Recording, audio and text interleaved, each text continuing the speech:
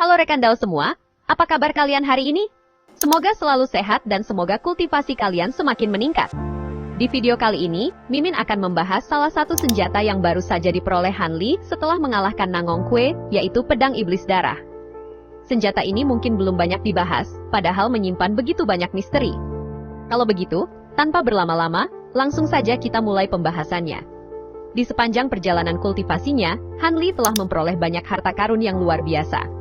Mulai dari botol hijau misterius, pedang bambu guntur, hingga berbagai senjata magis yang terus berkembang seiring meningkatnya kultivasinya.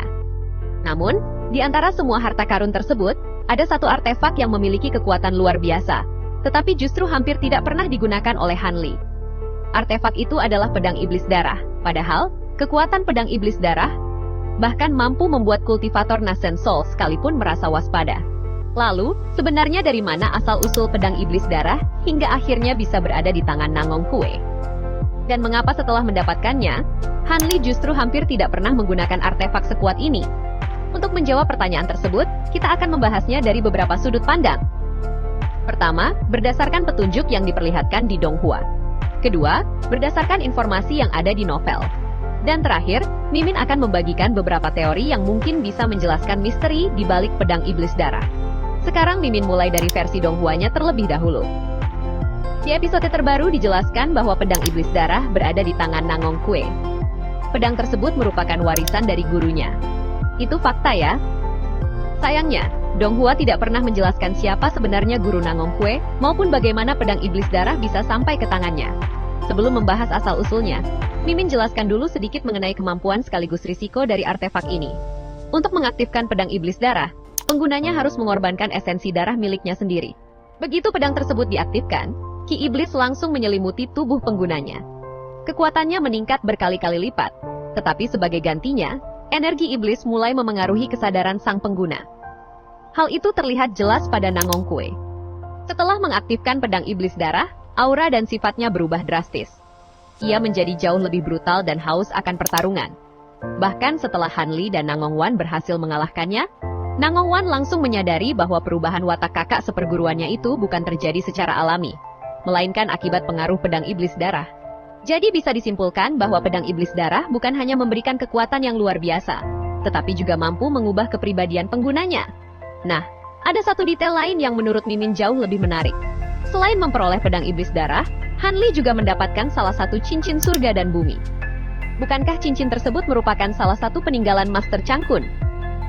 Kalau begitu, mengapa kedua harta ini justru berada di tangan Nangong Kue? Nah, kalau Mimin menghubungkan berbagai petunjuk yang diperlihatkan di Donghua, muncul sebuah teori yang cukup menarik. Simak baik-baik ya. Kita semua tahu bahwa Master Chang Kun adalah satu-satunya kultivator yang berhasil keluar hidup-hidup dari lembah kejatuhan iblis. Setelah kembali ke Tianan, ia menggemparkan dunia kultivasi dengan menghadapi banyak kultivator dari aliran kebenaran maupun aliran iblis. Karena kekuatannya yang luar biasa dan perilakunya yang sulit dipahami, ia pun dijuluki orang tua gila. Menariknya, pada adegan ketika Master Chang Kun dikepung oleh para kultivator Tianan, ia terlihat membawa sebuah pedang. Meskipun Donghua tidak pernah menjelaskan pedang apa yang digunakannya, Mimin memiliki asumsi bahwa pedang tersebut mungkin saja adalah pedang iblis darah. Kalau asumsi ini benar, bukan tidak mungkin julukan orang tua gila yang disandang Master Chang Kun merupakan akibat dari pengaruh ki iblis yang terdapat di dalam pedang iblis darah. Lalu muncul pertanyaan lain yang tidak kalah menarik. Bagaimana pedang iblis darah dan salah satu cincin surga dan bumi bisa berada di tangan Nangong Kue?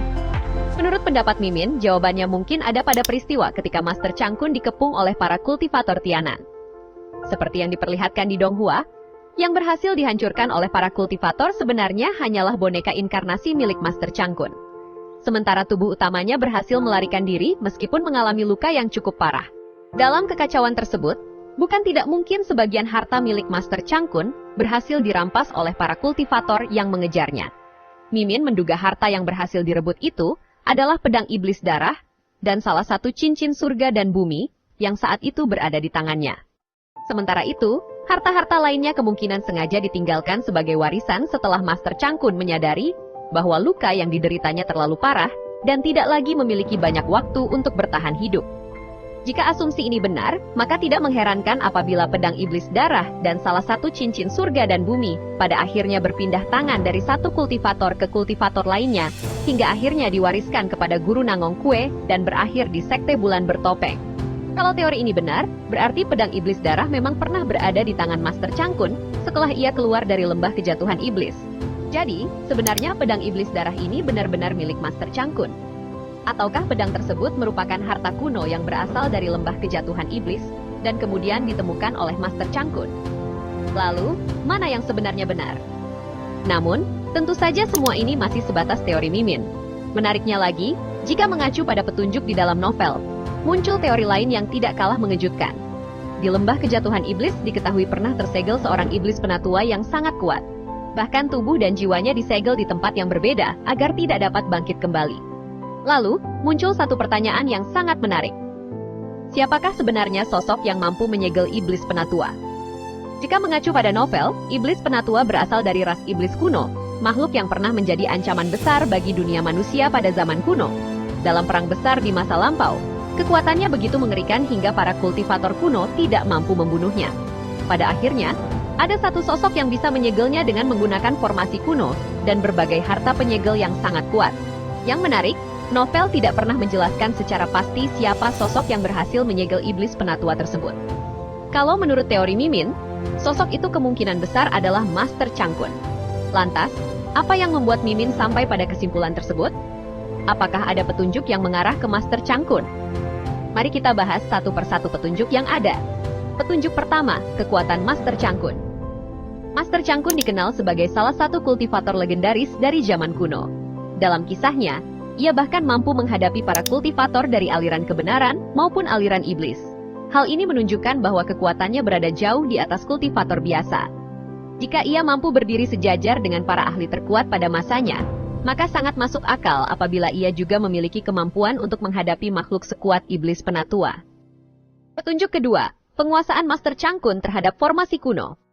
Baik di novel maupun donghua, seluruh warisan yang ditinggalkan Master Changkun dilindungi oleh formasi kuno tingkat tinggi yang tetap utuh, meski telah bertahan selama ribuan tahun. Bahkan, Marquis Nanglong dan rekan Dao Yun sampai harus mengumpulkan banyak kultivator Nasen Soul hanya untuk membuka segel formasi tersebut. Hal ini membuktikan bahwa kemampuan Master Changkun dalam bidang formasi benar-benar luar biasa. Jika ia mampu menciptakan formasi yang bertahan selama ribuan tahun, dan bahkan menyulitkan banyak kultivator Nasen Soul untuk membukanya, maka bukan hal yang mustahil apabila ia juga menguasai teknik penyegelan makhluk sekuat iblis penatua. Petunjuk ketiga, lukisan peninggalan Master Changkun. Ketika kelompok Wang Tiangu memasuki lembah kejatuhan iblis, mereka membawa sebuah lukisan peninggalan Master Changkun. Awalnya, lukisan itu tampak seperti harta biasa. Namun, kenyataannya jauh lebih mengejutkan. Di dalam lukisan tersebut, ternyata tersegel sebagian jiwa iblis penatua. Jiwa itu bahkan mampu memanipulasi para kultivator dengan iming-iming keberadaan Taman Ether Roh, berharap ada seseorang yang membebaskannya dari segel. Menurut Mimin, inilah petunjuk yang paling kuat. Menyegel sebagian jiwa iblis penatua selama ribuan tahun jelas bukan sesuatu yang bisa dilakukan oleh kultivator biasa. Karena itulah, sangat mungkin Master Changkun juga memiliki peran besar, bahkan mungkin menjadi tokoh utama dalam penyegelan iblis penatua pada zaman kuno. Tentu saja, semua ini masih berupa teori yang disusun berdasarkan berbagai petunjuk dari novel dan donghua. Hingga saat ini, novel belum pernah mengungkap secara langsung siapa sosok yang sebenarnya menyegel iblis penatua. Namun, dari ketiga petunjuk tersebut, Master Changkun menjadi salah satu kandidat yang paling masuk akal. Justru karena belum ada jawaban pasti, misteri inilah yang membuat dunia Record of a Mortal's Journey to Immortality semakin menarik untuk dibahas. Lalu, bagaimana penjelasan novel mengenai alasan Hanli hampir tidak pernah menggunakan pedang iblis darah? Di novel menjelaskan bahwa alasan Hanli hampir tidak pernah menggunakan pedang iblis darah bukan karena artefak ini lemah, melainkan karena risikonya terlalu besar. Berbeda dengan senjata magis milik para kultivator biasanya, pedang iblis darah tidak hanya mengandalkan ki spiritual. Untuk mengeluarkan kekuatan penuhnya, pengguna harus mengorbankan esensi darahnya sendiri. Semakin besar kekuatan yang dilepaskan, semakin besar pula harga yang harus dibayar. Selain itu, ki iblis yang tersimpan di dalam pedang juga dapat memberikan serangan balik kepada penggunanya. Jika digunakan terus-menerus, energi iblis tersebut dapat mencemari tubuh, merusak fondasi kultivasi, bahkan memengaruhi kesadaran pemiliknya. Karena memahami sifat artefak inilah, Hanli tidak pernah menjadikannya sebagai senjata utama. Ia memilih menyimpannya sebagai kartu truf terakhir, yang hanya digunakan ketika benar-benar berada dalam situasi hidup dan mati. Keputusan ini sangat mencerminkan karakter Hanli. Sejak awal perjalanan kultivasinya, ia tidak pernah tergoda mengejar kekuatan instan. Baginya, bertahan hidup jauh lebih penting daripada meraih kemenangan dengan cara yang berisiko. Itulah sebabnya Hanli lebih sering mengandalkan pedang bambu guntur yang dapat terus berkembang seiring kultivasinya, serta petir ilahi pembasmi iblis yang sangat efektif untuk menghadapi energi iblis. Mungkin jalan yang dipilih Hanli terlihat lebih lambat. Namun justru prinsip itulah yang membuatnya mampu melewati begitu banyak krisis yang menewaskan kultivator lain. Pada akhirnya, hampir setiap keputusan Hanli selalu didasarkan pada satu prinsip sederhana. Bukan mengejar kekuatan terbesar, melainkan memilih jalan yang memberinya peluang paling besar untuk tetap hidup, dan terus melangkah menuju alam kultivasi yang lebih tinggi. Jadi kesimpulannya dari pembahasan kali ini, asal-usul pedang iblis darah masih menjadi salah satu misteri terbesar di dunia Record of a Mortal's Journey to Immortality. Wang Yu sendiri belum pernah memberikan penjelasan resmi mengenai siapa penciptanya, dari mana artefak ini berasal, maupun apakah pedang iblis darah benar-benar memiliki hubungan dengan Master Changkun atau iblis penatua. Lalu, bagaimana dengan Dong Hua-nya? Akankah suatu hari nanti Dong Hua mengungkap misteri di balik pedang iblis darah? Atau justru tetap mengikuti novel dan membiarkan teka-teki ini menjadi bahan teori para penggemar? Kita nantikan saja bersama. Nah, menurut rekan Dao, teori mana yang paling masuk akal mengenai asal-usul pedang iblis darah? Apakah pedang iblis darah memang sejak awal merupakan senjata milik Master Changkun? Atau justru pedang itu adalah milik iblis penatua yang kemudian berhasil direbut oleh Master Changkun? Atau mungkin, pedang iblis darah sebenarnya adalah harta kuno yang telah lama berada di lembah kejatuhan iblis, dan akhirnya ditemukan oleh Master Changkun. Tulis pendapat dan teori rekan Dao di kolom komentar. Siapa tahu ada petunjuk lain dari novel yang mungkin terlewat dan bisa memperkuat salah satu teori tersebut. Sekian dulu pembahasan kita kali ini, mengenai misteri asal-usul pedang iblis darah. Semoga pembahasan ini bisa menambah wawasan dan memberikan sudut pandang baru mengenai salah satu artefak paling misterius di dunia RMJI. Jangan lupa dukung channel ini dengan menekan tombol like, subscribe, dan aktifkan lonceng notifikasi agar tidak ketinggalan pembahasan menarik lainnya seputar dunia RMJI. Terima kasih kepada rekan Dao yang sudah menonton hingga akhir. Sampai jumpa di pembahasan berikutnya.